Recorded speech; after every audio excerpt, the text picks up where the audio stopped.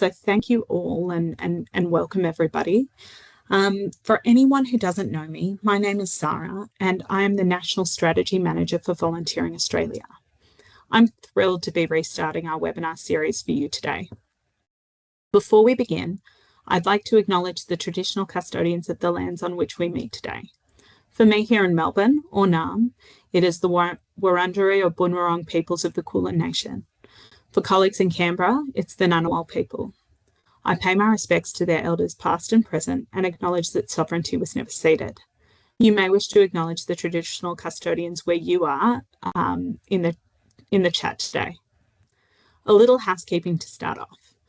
Today we have some wonderful speakers. You'll be invited to ask questions of them at the end of the presentation, and to do so, please use the Q&A function, but you can also provide comments and questions through the chat function as well. We'll also have a few polls at the end of the presentation, and we hope you'll stick around to answer them. The recording will be available after a few days on Volunteering Australia's YouTube, and we'll send you the link along with a post-event survey afterwards. So as I've mentioned, I'm incredibly excited to be restarting our series of webinars on implementing the national strategy. We're honoured to have two guests from Parkrun with us today to talk about their approach to community-led volunteering and their personal experiences.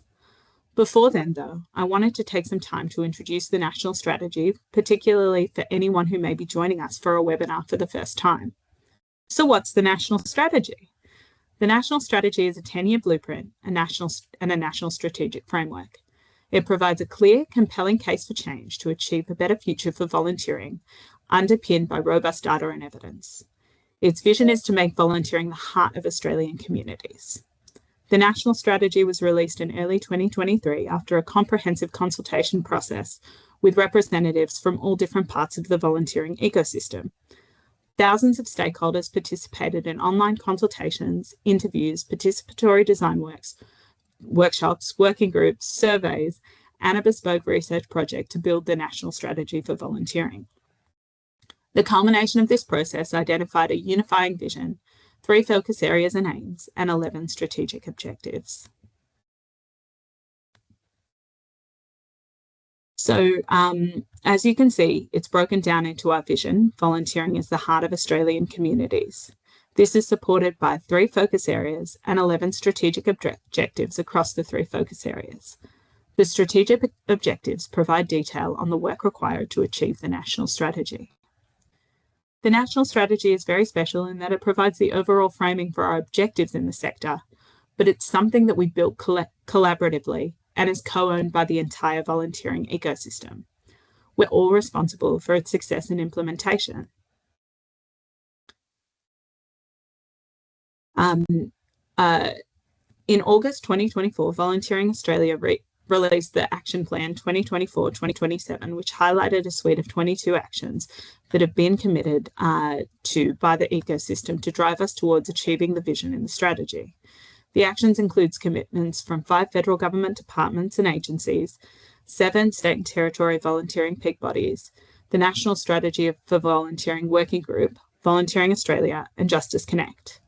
The actions are a mix of new and aligned actions that are designed to build momentum towards the strategy's goals over the next 3 years.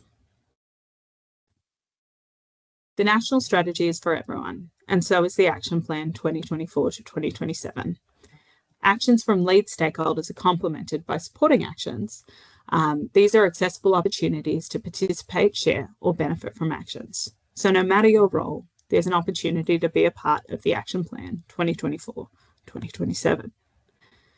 Many of you, particularly those who've engaged with us on this journey already, will have likely started implementing the actions in your organisations. There are plenty of ways that you can get involved. Assuming that many of you are leaders of volunteers in volunteer-involving organisations, I've highlighted some initial ways to support the action on this slide. To date, there's already been a lot of work to progress the actions in the Action Plan 2022-24 to 2027. We've got national standards have been aligned with the national strategy. There's been a youth volunteering campaign run by DSS.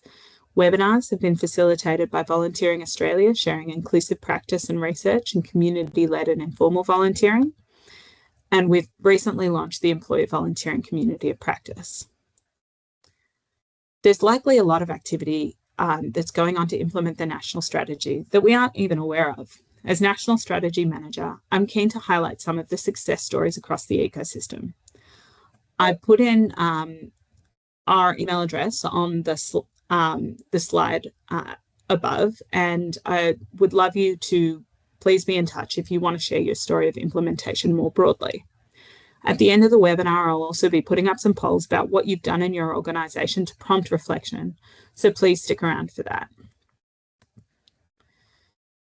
For today's webinar, though, we're going to zoom back out from some of the detail in the action plan and focus in on focus area 2, community and social impact, and how we ground our volunteering this way.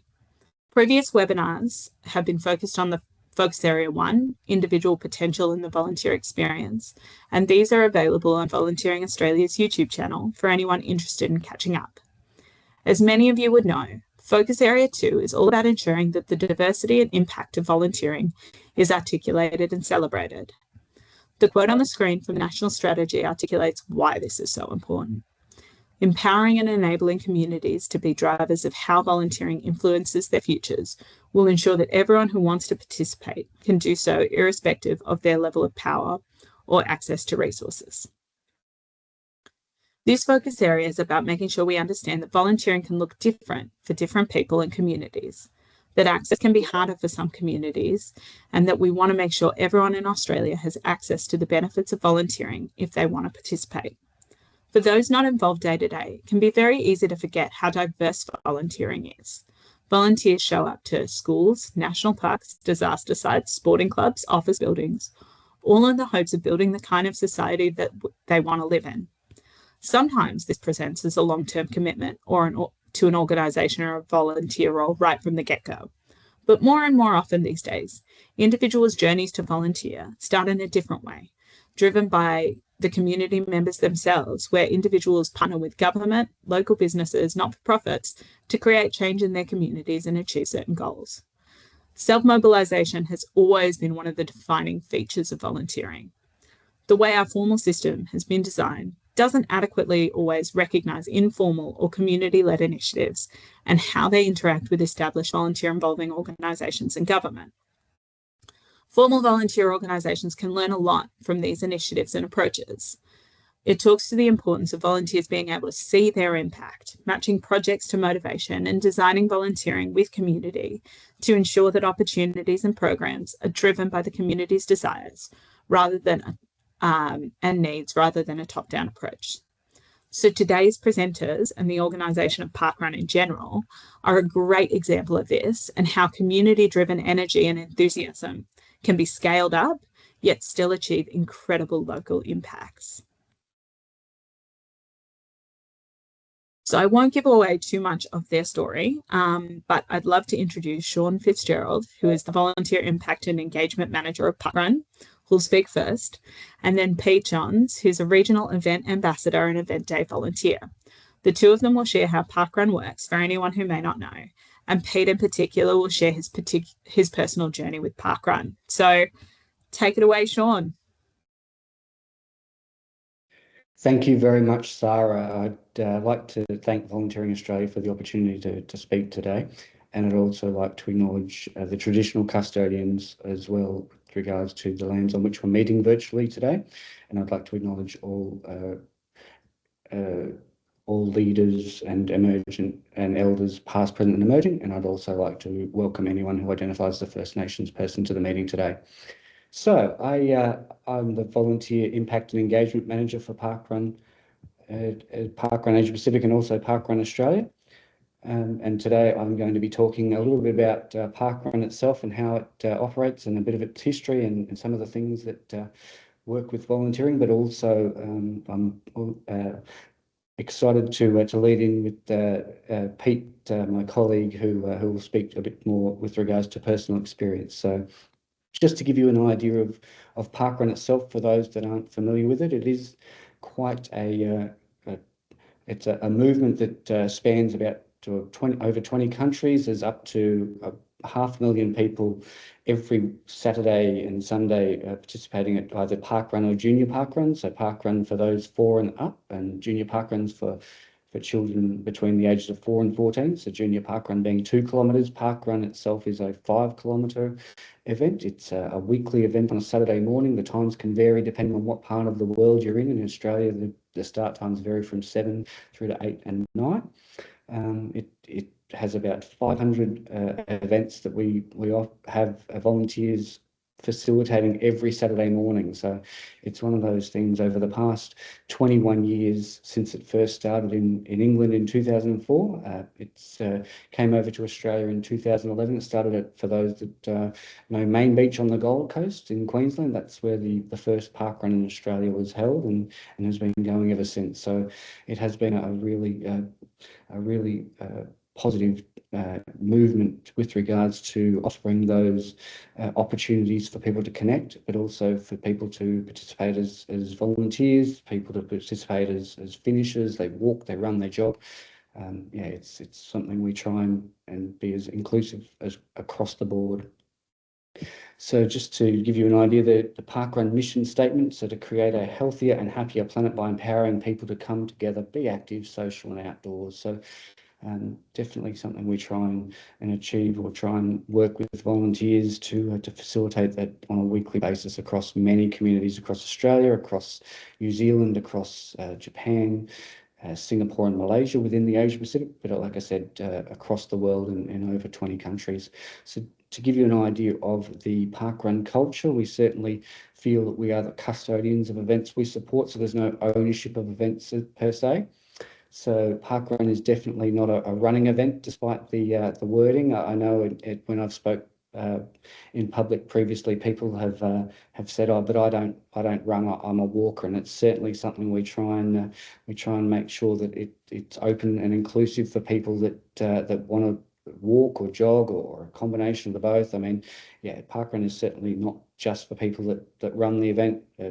We have people that finish last intentionally as part of our volunteer group as tail walkers, so they finish last so that people don't feel if that's a barrier to them coming along, that shouldn't be. We have people that are designated to finish last, so if that's a barrier for people, we try and take away as many barriers as possible with respect to parkrun, and we certainly try and connect people through that volunteering, walking, running, supporting, socialising. So we always have an opportunity for people to connect after the parkrun event itself takes place. So we generally have a local coffee or a cafe that people meet up and they can share their stories. It's really a wonderful opportunity for people to connect and talk about parkrun, talk about not parkrun, talk about anything that they feel comfortable with sharing.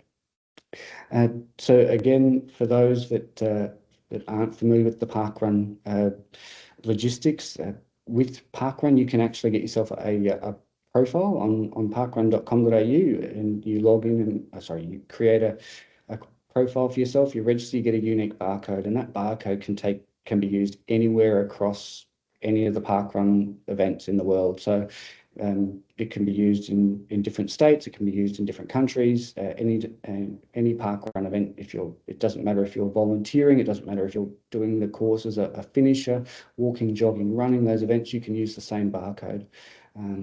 We also try and provide an opportunity for people to view their participation online. So view their volunteering histories, view their participation histories with respect to their walking, jogging, running. They may be coming along the parkrun to get a new personal best for 5 kilometres. They may be going along to different parkruns across the landscape. So we have web pages. We have an app that people can track their own participation, and as well we have the event web pages.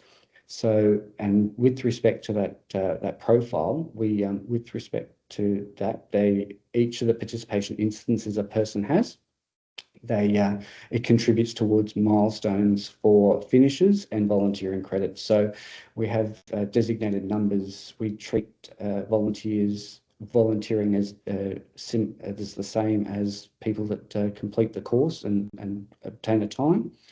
So we have milestones, and we recognise those potentially through the pre-event welcome, but also there's merchandise with respect to shirts that people get around in that can acknowledge that achievement, because it doesn't matter times or anything like that. It's certainly it's those participation instances.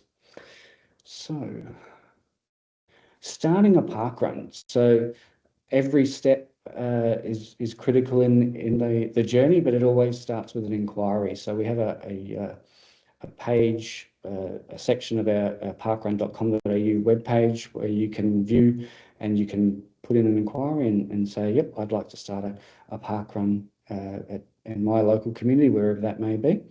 With that, the parkrun event delivery team within the Parkrun Asia Pacific Parkrun Australia team, they'll contact the inquirer and just confirm what's involved with regards to starting a parkrun, because it may not be necessarily something that people have taken on board initially. It can be quite there's a difference between I want a parkrun in my local area to I want to actually get a parkrun operational in the area. So there is trying to clarify what people are seeking to achieve.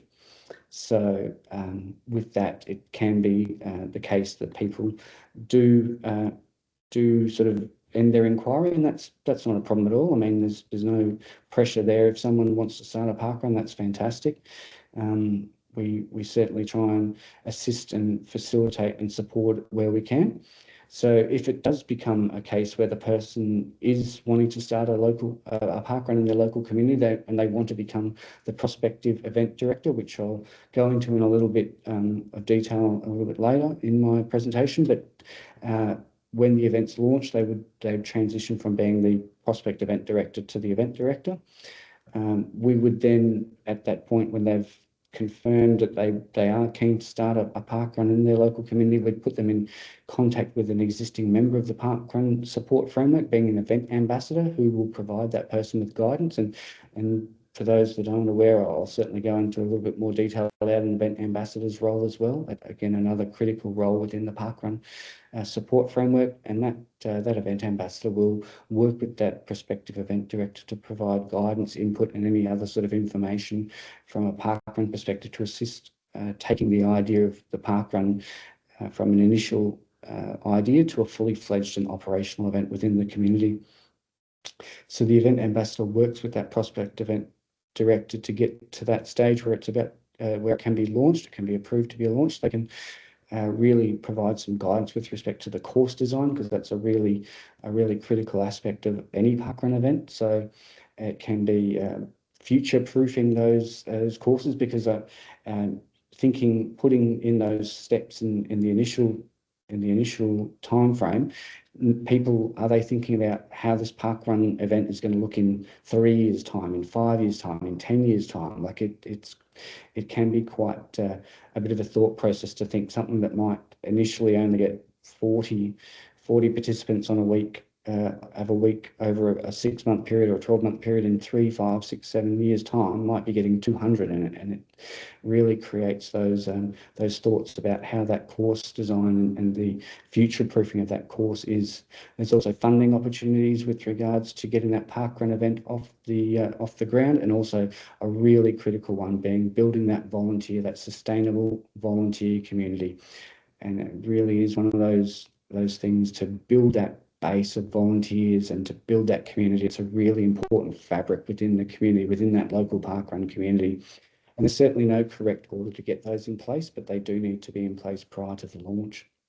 So with a parkrun and getting that parkrun to a case where it is operational, the communications available to the team, the event team, the event director, they change a little bit. I mean, it's not in a bad way, but it's just that they've become part of the existing event framework and one of the 530 events that take place every Saturday morning in Australia. There's the support framework integration. So again, it's one of those things, the event ambassador, who is supported by a regional event ambassador, to provide that guidance, but also the support framework of other event directors within their local area, within their state, within the country. It's one of those things that peer learning, that peer sharing, that can really be a powerful way for people to learn. And we really try and facilitate that as much as we can, because it is one of those things that we feel that people can really benefit from, and also for the benefit of parkrun, but also for the benefit of that community and the role of the event ambassador. So it kind of changes a little bit with respect to going from an guidance, input, and advice regarding getting the event off the ground, but it's then transitions to with respect to the operational aspects of operating a parkrun event. So things like participants that bring dogs along the parkrun, or incident reporting, or anything that's escalated regarding that event. So event directors, event ambassadors play a really critical role in the parkrun community. So to give you an idea of the volunteer breakdown that we have within Parkrun Asia Pacific, Parkrun Australia, and more widely, we've got event-specific roles and we've got non-event specific roles. So event-specific roles can be, like I say, that event director, but that core team. So that really that important pool of volunteers that supports the event director, or co-event director. In some cases, it may be that two people are sharing the event director role. And that's absolutely fine. I mean, that also is a way that can make the role more appealing to people if they know that someone else is also sharing that role with them, and they work together to bring the event safely, to bring that event, deliver that event safely. So, and also the event day volunteers, the tail walkers, the park walkers, the people that do the timekeeping. It's certainly, if you're one of these people, it doesn't mean you can't fill in it. It doesn't mean that an event director can't be a timekeeper at an event. It certainly doesn't sort of mitigate you from being able to do that. Event core team, they would generally share the run directing duties. So the run director, a really important role. That's the person that facilitates the event on the day, and they really do play a critical role on Saturday mornings and Sunday mornings for junior parkrun. And we also have non-event specific roles. So we have regional event ambassadors and event ambassadors. So they support directly and indirectly event teams and event directors. We've also got another aspect of parkrun ambassador roles, which is specialist ambassadors, and I'll touch on them shortly, but they also play a really key role in a number of different aspects that people may, even if you are quite comfortable with the understanding of parkrun in the community, it may be that you're not aware that these people are behind the scenes contributing towards bringing parkrun together on a weekend, or trying to grow parkrun in local areas or more widespread areas, depending on their role.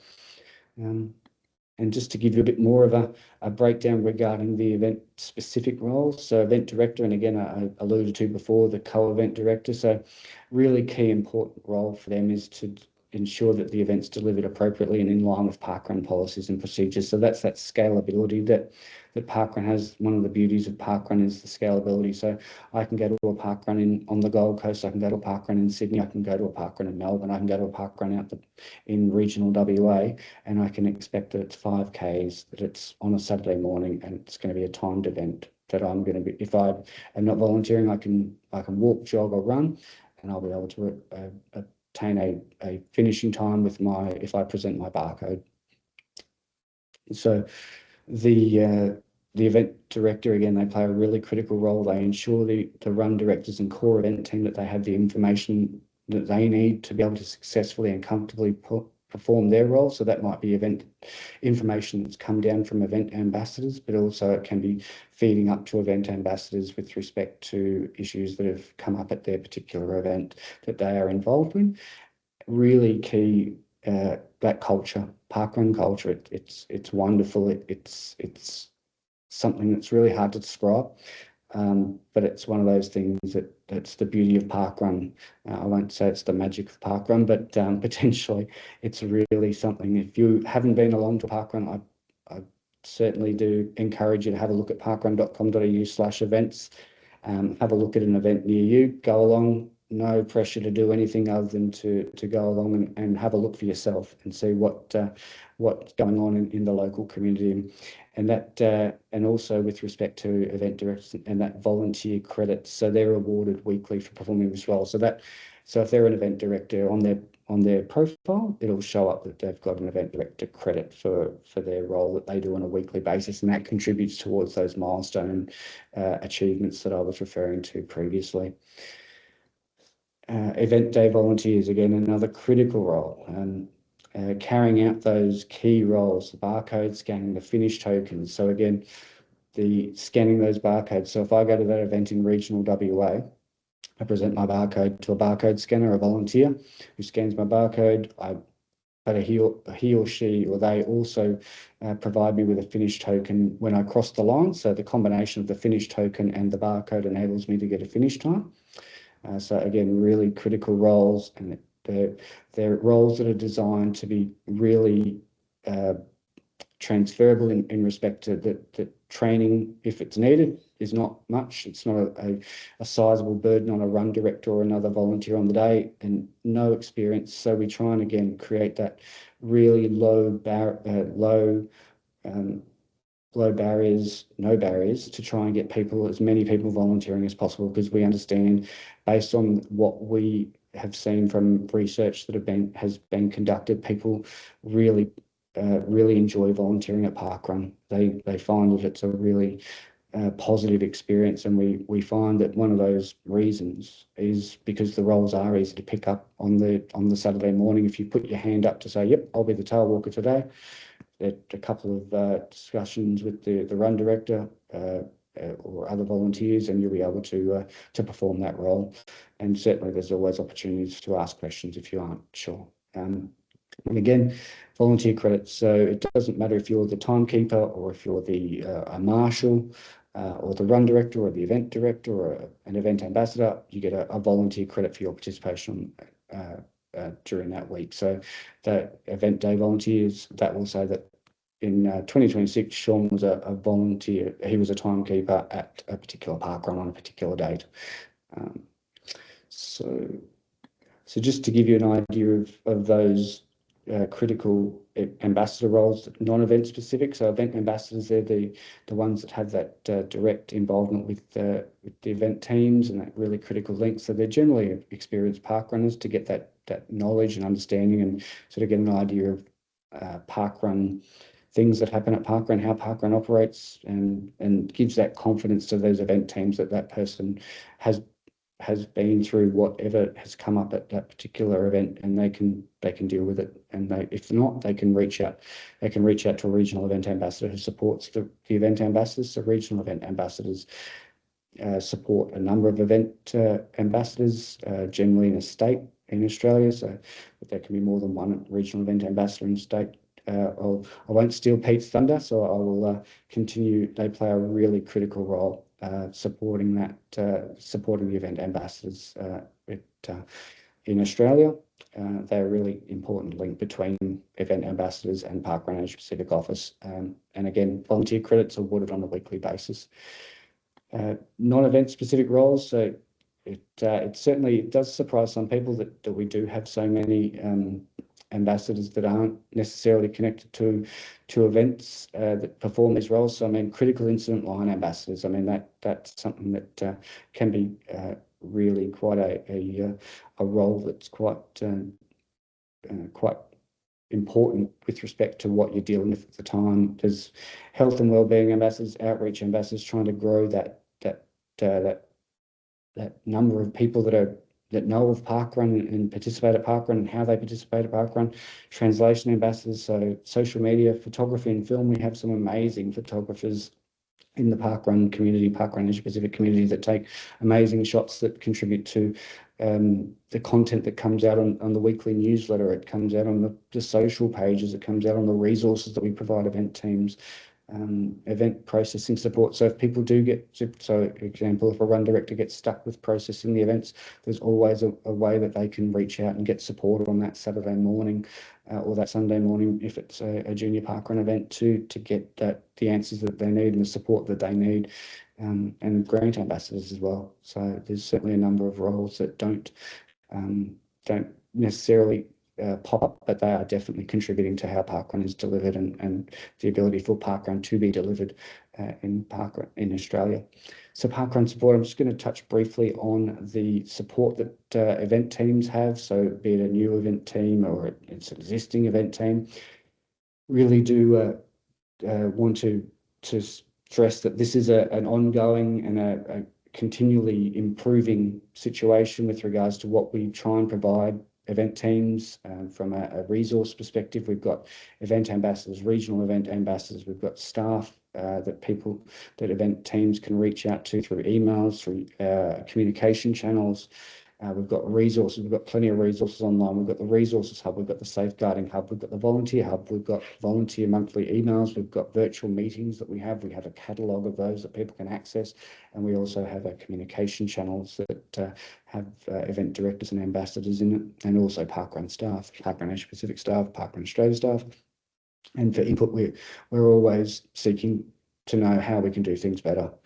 We have an anytime feedback web form, and we have a volunteer feedback pool that we call upon, and that includes event directors and ambassadors for various matters, whether they're global matters, whether they're Australian matters. We certainly want to hear from people in regards to how what their thoughts are on the ground, but also what we can do to improve the current service offering that we have as Parkrun Australia. So engagement, just to give you an example of some engagement that has happened for community engagement. So COVID-19, the pandemic in 2020 changed a lot of things. I don't need to sort of go into too much detail on that, but in ways of keeping people engaged and people interaction with people, there were a few things that events did and parkrun did and people did to try and keep that connection, because it was so important, and especially at that time in the world. Parkrun wasn't operating, so we needed to be able to keep that link going, to keep connected, to keep those people. So Parkrun introduced the School of Parkrun that we had. It was a global initiative to try and interact and get people to be involved with, basically just to connect, and from the form of quizzes and bits and pieces and other ways to offer to people. Some communities did their own virtual catch-ups. So they did, I know that virtual coffee catch-ups happened with certain events. One event in Victoria in particular, they made it a key thing where they ensured that their community stayed in touch and connected through those virtual coffee catch-ups. They did that on a regular basis, and it really did shine through with regards to how they were able to keep that connection going. Because again, you weren't able to go down to your local venue at 8 o'clock on Saturday morning and expect to be there, just due to how things were happening. And of course, some people actually took it as an opportunity to start a parkrun in their local community, to build a community, to see what parkrun had offered, and given the fact that it wasn't available due to COVID, they went through with it. And one example of that is Macquarie University in New South Wales in Sydney, where we had people that took the idea through COVID to go, you know what, let's get this community started through the parkrun, and they started the process, and it got up and going and has been going ever since. So yeah, really impressive ways that people have dealt with a really difficult situation. And at the end of the day, we tried to keep this work together through the volunteers, through the parkrun staff, through the organisation globally, to make sure that parkrun remains free for everyone forever. And I'd like to thank you for being a part of the presentation, whether you're listening to it live or you're catching it on YouTube. Thank you very much. I'll pass it on.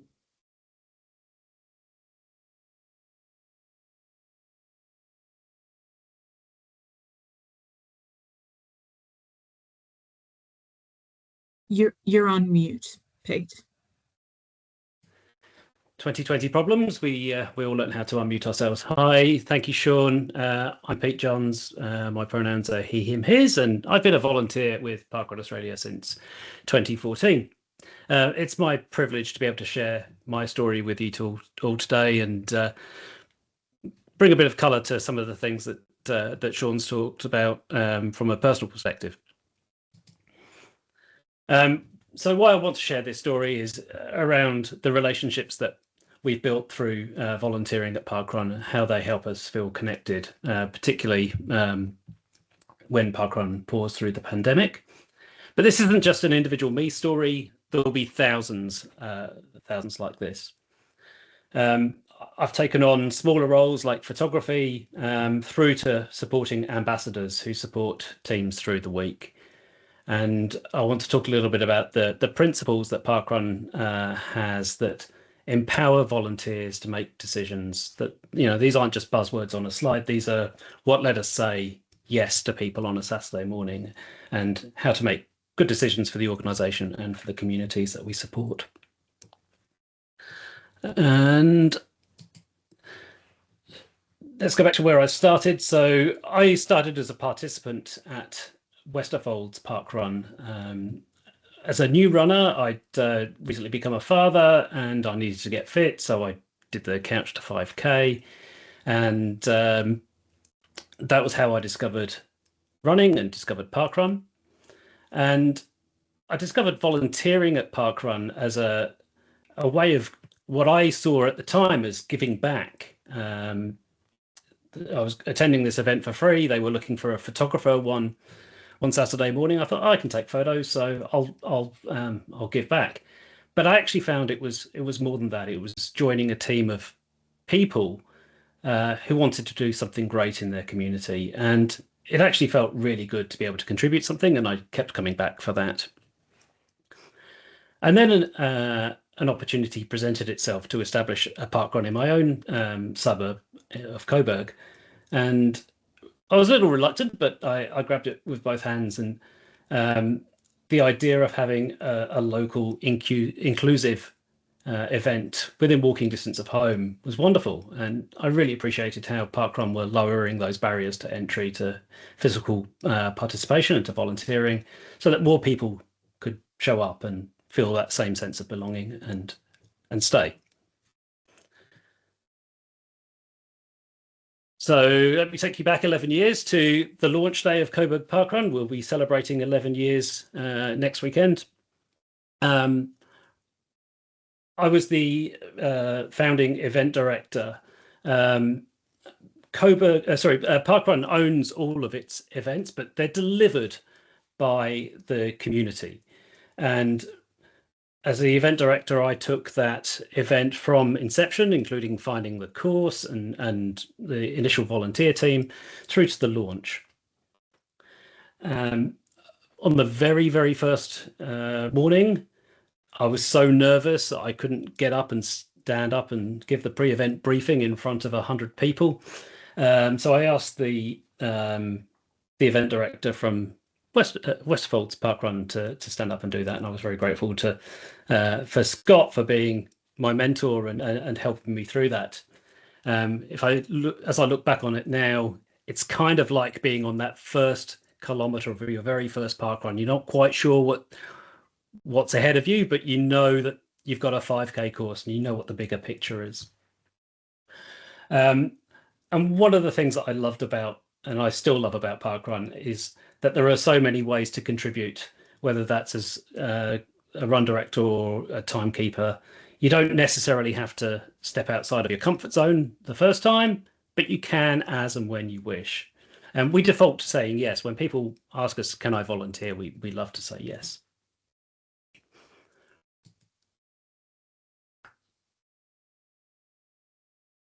So I wanted to ensure that this community event was owned by the community and run by the community, not just down to me as the event director.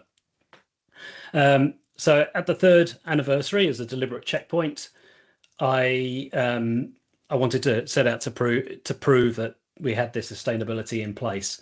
I asked one of our 6 regular run directors, Marcus is actually on the call today, whether he'd take over the reins if I stepped aside, and thankfully he said yes. And over the next 3 months, we had a handover period where I ensured that he could do everything that I was doing. There were no hidden aspects of the role, and we ended up with this real community-led approach to running the event. I've seen other communities where you've got a hero who runs an event, and that's not sustainable. And we really want our events at parkrun to be sustainable.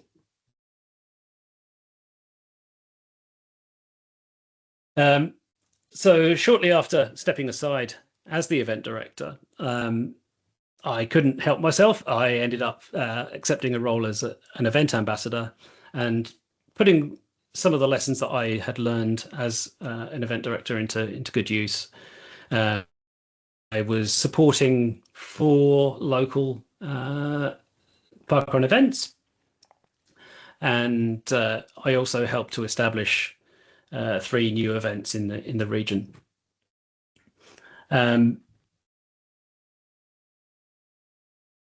The idea of climbing a ladder is a useful metaphor for progressing through these roles, but I see it more like moving down the tree, supporting the branches and helping them to support other branches.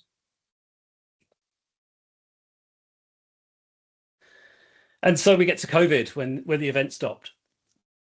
It occurred to me, you may pick up from my accent, I'm not from Australia originally, and it occurred to me through the pandemic that the people I was talking to every day were friends that I'd met through volunteering at parkrun. And in May 2020, I had a cardiac arrest.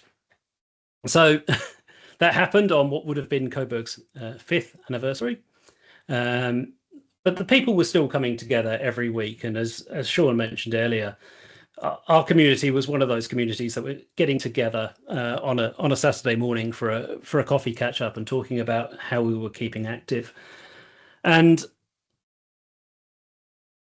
when I had that collapse on that Saturday afternoon, it was after one of these calls. This is not a presentation about my cardiac arrest. If you want to find out more about that, there's a QR code you can scan and you can read that story. That would just be a whole other presentation.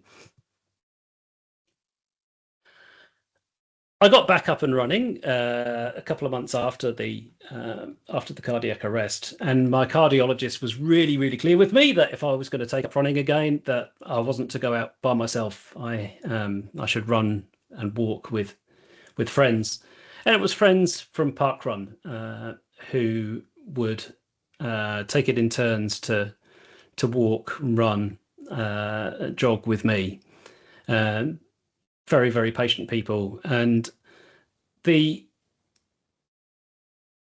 link here is that we've got the community-led volunteering that we're talking about here, but that turned out to be community-led recovery. These people who turn up each Saturday to volunteer for their community are incredible, and they turn up for individuals as much as they turn up for groups in really unusually difficult situations.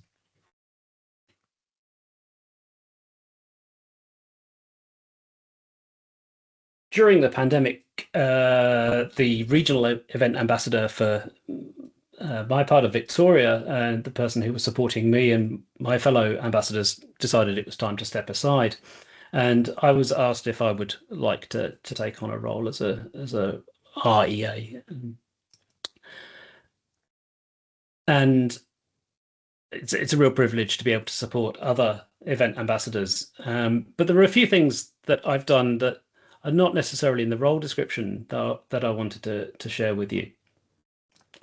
One is that the team at Brimbank Parkrun were short of run directors a couple of years ago, and I was able to help them out by adding some capacity into their team by volunteering there myself and helping them to recruit new run directors.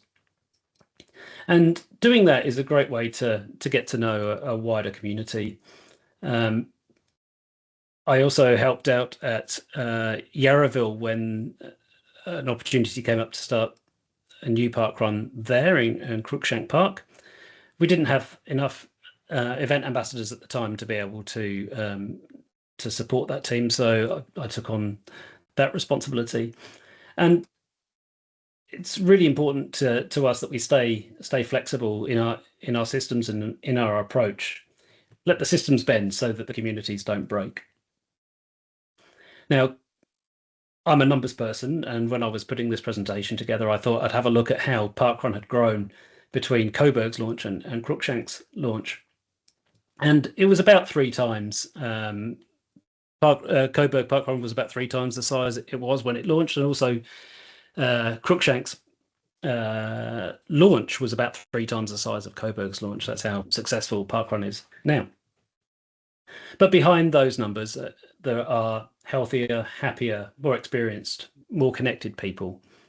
And this one person was fine with standing up in front of 300 people at Cruikshank Parkrun on that day. So there was some personal growth there.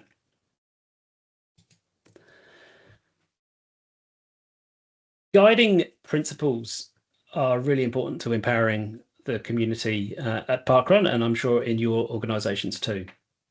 Parkrun has 9 published principles, and I'm just going to talk through one of them and touch on one more because they're the most relevant to community-led volunteering. The one I want to talk about is simple, safe and sustainable, which you can read about on the Parkrun volunteering website. Any of our roles can be carried out and learned on the day. There's no experience necessary. You can stay within your comfort zone. Anyone can take on any role. Safety is paramount, of course.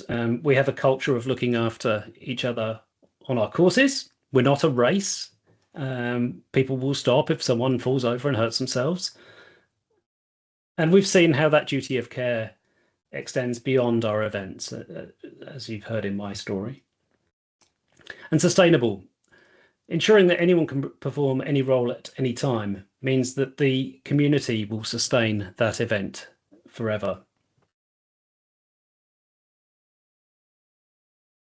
There are, of course, unexpected benefits to volunteering at parkrun.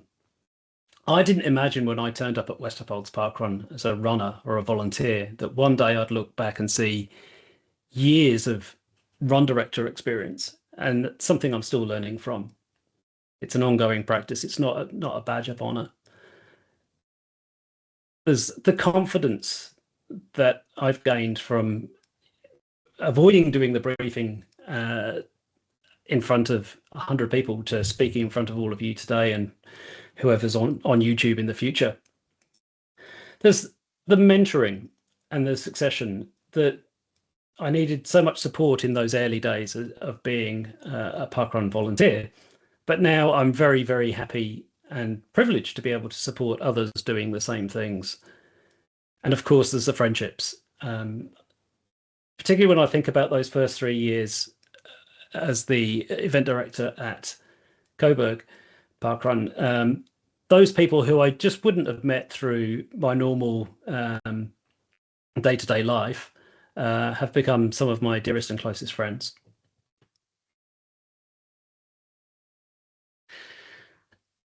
So I want to leave you with one observation, and that is that community-led volunteering builds the relationships that bind us all together, that succession planning and clear pathways keep that volunteer work open and fair for all those who come after us to be successful in their roles.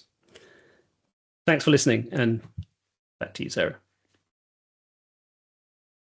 Thank you so much, Pete.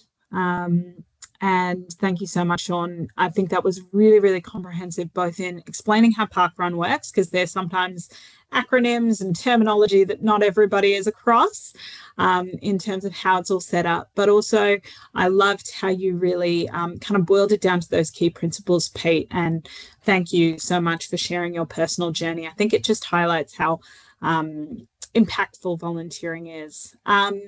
So we have about 10 minutes left, and I am going to call for questions at the moment. We don't have any questions in the chat, which means Shawn and Pete have done such a good job of explaining themselves. So I'll ask you to pop the questions in the chat. We'll come to them at the end, in the final slide, but I did want to just jump to my polls to make sure we are able to get a little bit of input from everybody, just to hear what's going on in terms of your implementation of things for the national strategy. So there's a few points there about how can you be more community-led, because I really do acknowledge that not everyone has a model that's like parkrun, but we can take some of those principles that Pete has really and sort of really demonstrated about what parkrun is about. So just to ground everybody, we're at the moment in our implementation phase of our action plan, and we're at obviously we launched that in 2024, and by 2027, mid-2027, we'll be looking for a new action plan. So we really are in the thick of action plan delivery. And so I wanted to just put a brief poll out there. I know we have some dedicated park runners who no doubt have shown up to support Pete and Shawn. So no worries if not so relevant. But Anna, if you can pop that poll up. Just the first question is really, have you or your group engaged with the National Strategy Action Plan? And if you could just pop the answer to that poll question, just to give us a sense of whether or not many of you have engaged. It's going to really help us. We're hoping to share more and more stories about how different people have implemented different aspects of the action plan. And so we've got 3 more very quick questions after this poll, and then we'll go back to any questions that you guys have for Shawn and Pete. And thank you, Shawn and Pete, for being okay with my mixing it up as far as time goes.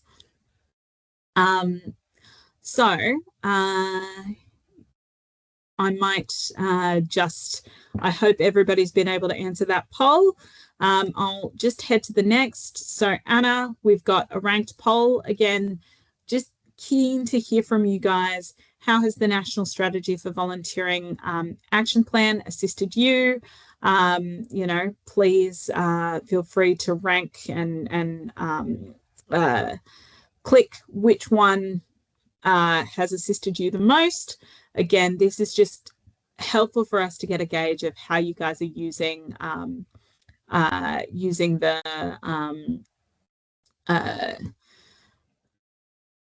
the National Action Plan to help us assist. So that's wonderful. I can see some of those results coming through, and fantastic to see that it's really helping you. You know, that first one is refining existing programs and initiatives, and of course, making some of those cases to internal leadership. So we know that is such a huge driver. And I can see those live. And then the next one that I'll just ask for you all to think about is just what are the opportunities that arise for you by adopting the language of the action plan, and what have been the largest barriers that have prevented you from contributing to these actions? And please pop those responses in the chat, because we would love to hear any of those opportunities and challenges. And as I said, we're just really keen to hear what the experience has been in helping implement the national strategy for volunteering.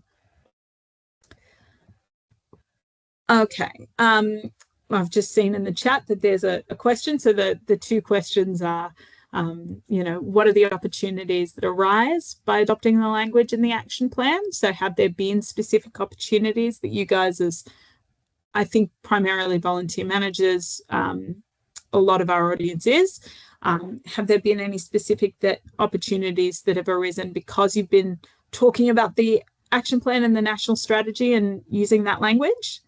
And then have there been what have been the largest barriers that might have prevented you to adopting some of the actions in the action plan?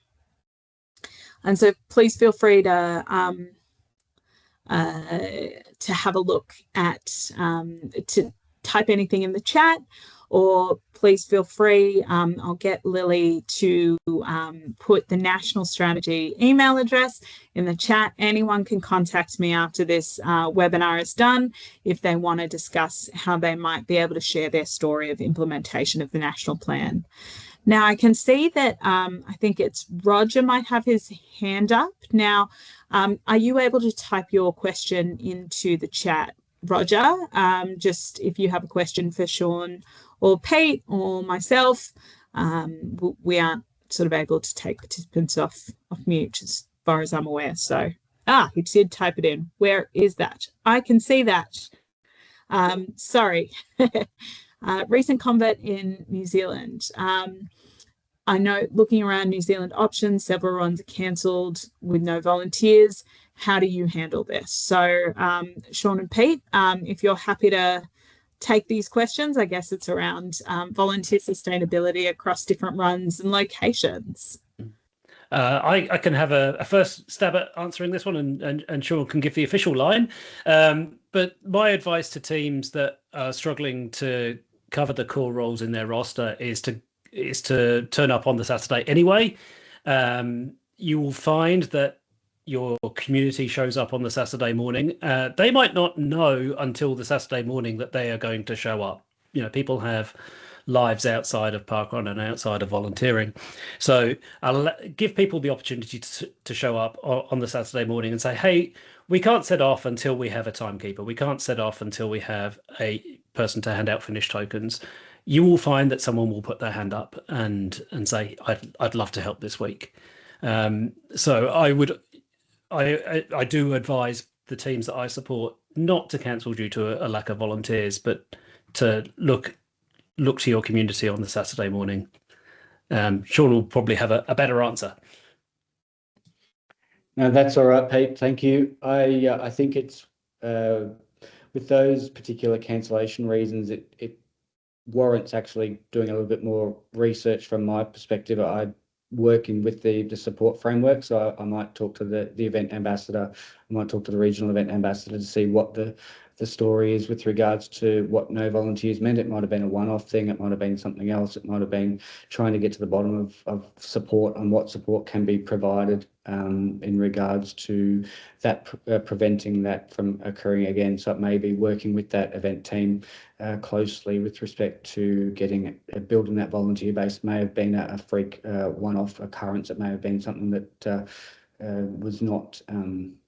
was not able to it was unforeseen. But yeah, it's just finding out more information, providing what sort of support and tailoring that support for that event team to try and make sure that doesn't occur. But yeah, as Pete said, if it's a volunteer on the day with regards to we're looking for a marshal or we're looking for a timekeeper, certainly encourage the event to proceed based on that fact. But yeah, support and finding out what the context is. But yeah, other than that, back to you, Sarah.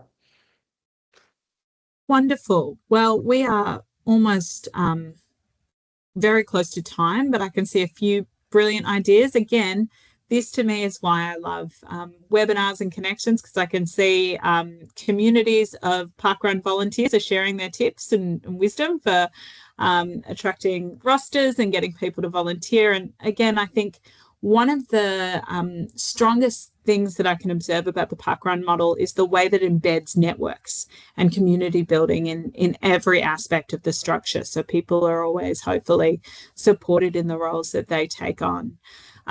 One final call out for any questions. There is one, someone who come late to the meeting. Is there a structured volunteer acquisition strategy? Shawn, do you want to talk to whether there's a particular volunteering framework? You've obviously outlined the volunteering structure and system and the different roles, but you know, whether you have a particular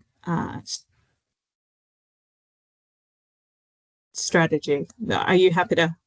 That we do have a strategy, but we're always open to people with regards to if they're wanting to volunteer for event day roles, if they're wanting to volunteer as ambassadors, we certainly encourage them to reach out and we can talk with them. But it's certainly pretty wide open in regards to that. But we do have a volunteering strategy for parkrun, global volunteering strategy.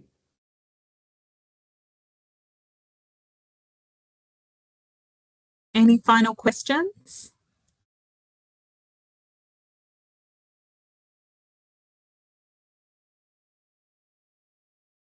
Wonderful. Well, I want to thank you all for your time today. We'll finish up bang on 2 o'clock. That's how we do it here at Volunteering Australia. And I certainly want to thank Pete and Shawn for their time and for explaining everything in such an engaging and empowering manner. It's really fantastic for you to have shared those learnings. Thank you all so much and have an excellent afternoon.